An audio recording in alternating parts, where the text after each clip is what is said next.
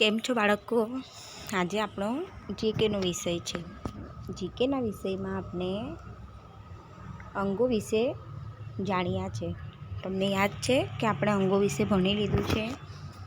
આપણે એના ઉપરથી અહીં થોડું ઘણું રિવિઝન કરવાનું છે. તે આપણે ચાલુ કરીએ. તો અહીં છે, શરીરનું અંગ જે તે વસ્તુ સાફ કરીએ છીએ તેની સાથે જોડો. એટલે આપણા શરીરનું અંગ આપણે કઈ વસ્તુથી સાફ કરીએ છીએ તેની સાથે તેને જોડવાનું છે.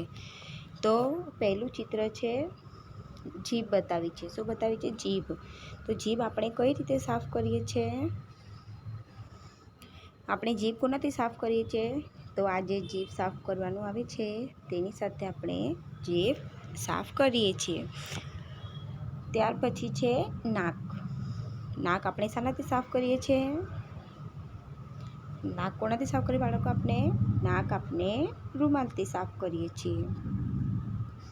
એટલે તેને આ રીતે રૂમાલ સાથે જોડી દેવાનું. ત્યાર પછીનું ચિત્ર છે દાંત. તો દાંત આપણે કોનાથી સાફ કરીએ? તમે સવારે ઉઠીને દાંત સાફ કરો છો ને, તો કોનાથી સાફ કરો છો?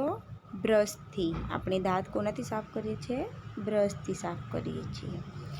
ત્યાર પછી છે માથું. ત્યાર પછી છે વાળ. તો તમે વાળ શાનાથી ઓળો છો? સવારે જ્યારે તમે સ્કૂલ માટે રેડી થાવ તો માથું શાનાથી ઓળો? કાંસકીથી ઓળે. શાનાથી ઓળે? કાંસકીથી. આ છે કાંસકી. તેને આ રીતે જોડી દેવાનું. ત્યાર પછી છે નખ બતાવ્યા છે. તો નખ આપણે શાનાથી કાપીએ છીએ? નખ નેલ કટરથી કપાય. શાનાથી કપાય? નેલ કટરથી. એટલે તેને આ રીતે જોડી દેવાનું છે. સમજાઈ ગયું બાળકો? આ રીતે તમારે આ પ્રશ્ન કમ્પ્લીટ કરવાનો છે.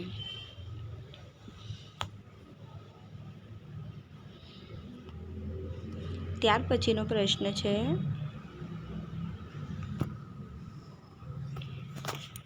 લાલ રંગની વસ્તુ ફરતે ગોળ કરવાનું છે. આ પ્રશ્નમાં જે પણ લાલ રંગની વસ્તુ હોય તેના ફરતે ગોળ કરવાનું છે. તો પહેલું ચિત્ર શાનું આપ્યું છે? રીંગણ આપ્યું છે. તો રીંગણ કયા રંગનું હોય છે? રીંગણ જાંબલી રંગનું હોય છે. એટલે તેના ઉપર કશું નહીં કરવાનું. અહીં આપણે લાલ રંગની વસ્તુ ફરતે ગોળ કરવાનું છે. ત્યાર પછી સફરજન આપ્યો છે. તો સફરજનનો રંગ કેવો હોય છે? ખબર છે બાળકો? સફરજનનો રંગ કેવો હોય છે? સફરજન લાલ રંગનું હોય છે.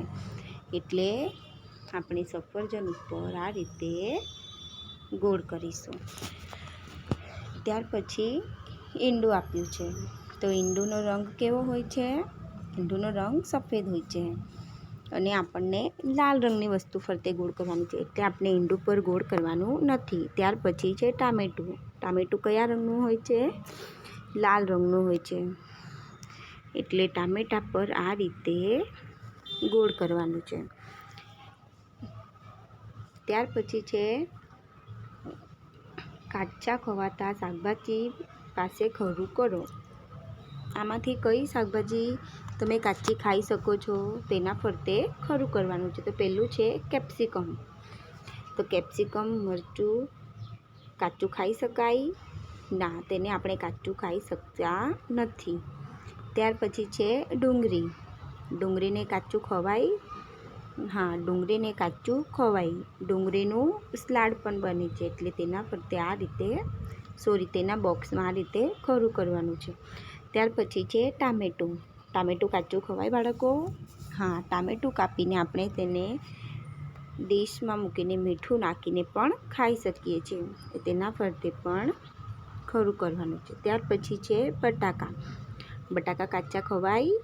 ના, બટાકાનું શાક બને. તેને કાચું નહીં ખવાય. તેનું શાક બનાવાય ને પછી તેને ખવાય. ત્યાર પછી છે બીટ. તો બીટને કાચું ખવાય?